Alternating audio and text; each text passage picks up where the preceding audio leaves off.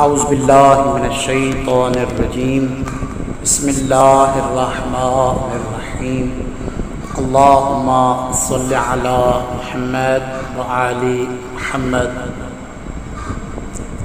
محترم سامعین گرامی قدر،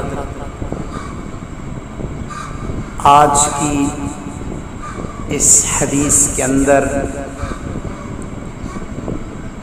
امام رضا علیہ السلام سے منقول ہے کہ مولا فرماتے ہیں کہ اگر کسی گھر میں قرآن کی تلاوت نہ کی جاتی ہو تو اس گھر والوں کو 3 قسم کا نقصان ہوتا ہے۔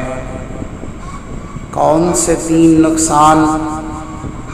مولا فرماتے ہیں پہلا، اس گھر والوں کو یہ نقصان ہوتا ہے کہ اس گھر کے اندر پریشانیاں ہی پریشانیاں لاحق ہو جاتی ہیں۔ آج ہم میں سے ہر گھر میں پریشانیاں موجود ہیں، ہر انسان پریشان ہے، ہر ذی شعور پریشان ہے۔ اگر ایک بچہ 10 سال کا ہے تب بھی وہ پریشان نظر آتا ہے، اگر کوئی بڑی عمر کا ہے تو وہ بھی پریشان نظر آتا ہے۔ اس کی وجہ کیا ہے؟ اس کی وجہ سامعین محترم یہی ہے کہ ہم لوگوں نے اپنے آپ کو قرآن سے دور کر دیا ہے۔ جو قرآن انسان کی ہدایت کے لیے آیا تھا، ہم نے ان سے ہدایت لینا چھوڑ دیا ہے، اور یہی وجہ ہے کہ آج ہمارے گھر کے اندر پریشانیاں کثرت سے موجود ہیں، ہر طرف سے ہمیں مشکلات پریشانیاں آ رہی ہیں۔ تو امام رضا فرماتے ہیں کہ اگر جس گھر میں قرآن کی تلاوت نہ کی جاتی ہو اس گھر کے اندر پریشانیاں ہی پریشانیاں آ جاتی ہیں۔ دوسرا، جس گھر کے اندر قرآن کی تلاوت نہ ہوتی ہو نقصان یہ ہوتا ہے کہ اس گھر سے برکت اٹھ جاتی ہے۔ یہی وجہ ہے کہ آج ہمارے گھر کی چیزیں پوری نہیں ہوتی، سارے کے سارے کمانے والے ہوتے ہیں، اگر گھر کے 5 افراد ہیں، جب تک وہ 5 کے 5 کمائے نہیں، ارننگ نہ کرے تب تک گھر نہیں چلتا۔ یہی ہے کہ برکت اٹھ گئی ہے، ہم نے اپنی زندگی کو قرآن سے دور کر دیا ہے۔ چاہیے تو یہ تھا کہ ہماری صبح بھی قرآن کی تلاوت کے ساتھ ہوتی اور ہماری شام بھی قرآن کی تلاوت کے ساتھ ہوتی، لیکن ایسا نہیں ہوا۔ عظمت قرآن اتنا زیادہ تھی کہ پیغمبر اعظم اپنے اصحاب سے مخاطب ہو کے کہتے ہیں، یا ابا ذر علیکا بتلاوت القرآن، علیکا بتلاوت القرآن، اے ابو ذر تجھے کیا ہو گیا ہے کہ تو قرآن کی تلاوت نہیں کرتا؟ اے ابو ذر تو قرآن کی تلاوت کیوں نہیں کرتا؟ آج برکت ختم ہو چکی ہے، اس لیے کہ ہم لوگ قرآن سے دور ہو چکے ہیں۔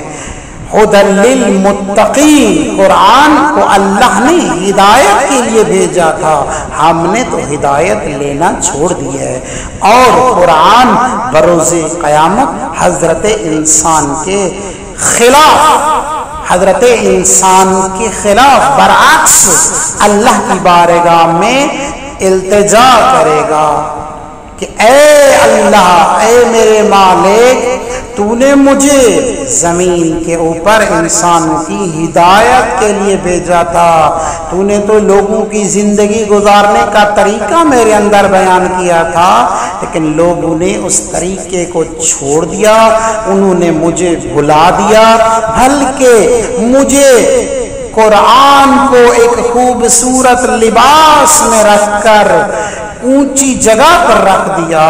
میں تو کسی اونچی جگہ رکھنے کے لیے تو نہیں آیا تھا، بلکہ میں تو حضرت انسان کی ہدایت کے لیے آیا تھا۔ بس جب انسان کے خلاف اللہ کی لاریب کتاب، بے عیب کتاب جب انسان کے خلاف بات کرے گی تو رحمان اللہ اس کی شکایت کو قبول کرے گا۔ جس طرح حضرت انسان کے حق میں قرآن شفاعت کرے گا کہ کہے گا اے میرے مالک یہی بندہ تھا عرش کے اوپر بیٹھ کے قرآن کی تلاوت کیا کرتا تھا، تو مجھے اس کی شفاعت کرنے کا حق دیا جائے، تو پروردگار اس حق کو قبول کرے گا۔ تو جب قرآن کسی بندے کے گھر کے خلاف، کسی بندے کے خلاف اس کے حق میں نہیں بولے گا تو پروردگار اس کی بخشش نہیں فرمائے گا۔ بس امام رضا فرماتے ہیں کہ دوسرا نقصان یہ ہوگا کہ اس گھر کے اندر برکت ختم ہو جائے گی۔ اب جتنا کماتے رہیں، جتنا ارننگ کرتے رہیں، کبھی پوری ہونے والی نہیں ہے۔ سامعین محترم، تیسرا نقصان اس گھر والوں کو یہ ہوگا کہ اس گھر کے اندر اللہ اپنے رحمت کے فرشتوں کو اٹھا لے گا، یعنی وہ گھر شیطان کا مرکز بن جائے گا۔ اس گھر کے اندر اللہ کے فرشتے چلے جائیں گے۔ جس گھر کے اندر سے اللہ کے فرشتے چلے جاتے ہیں پھر اس گھر میں شیطان آ جاتا ہے، شیطان کا وہ گھر مرکز بن جاتا ہے۔ تو لہذا معصوم فرماتے ہیں کہ جس گھر کے اندر قرآن کی تلاوت نہ ہو اس کے اندر یہ سارے نقصان آتے ہیں۔ اس کے برعکس اگر ایک گھر کے اندر قرآن کی تلاوت کی جائے تو انہیں بھی 3 قسم کے فائدے حاصل ہوتے ہیں۔ پہلا فائدہ کہ اس گھر کے اندر برکت آ جاتی ہے۔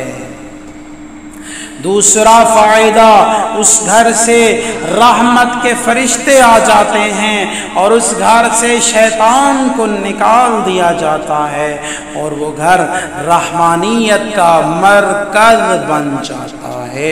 اور تیسرا فائدہ کہ اس گھر سے پریشانیاں ختم ہو جاتی ہیں، پھر وہ گھر ایک جنتی گھر بن جاتا ہے۔ اللہ تبارک و تعالی سے ہم دعا کرتے ہیں کہ پروردگار ہمیں اپنے شب و روز قرآن کے ساتھ گزارنے کی توفیق نصیب فرما۔ ہماری صبح بھی ہو تو قرآن کی تلاوت کے ساتھ ہونی چاہیے، ہماری شام بھی ہو تو قرآن کی تلاوت ہونی چاہیے، اور ہم دعا کرتے ہیں کہ رحمان اللہ ہم قرآن کو ہمارے حق میں شفا دینے کی ایک اجازت فرما۔ والسلام علیکم ورحمۃ اللہ۔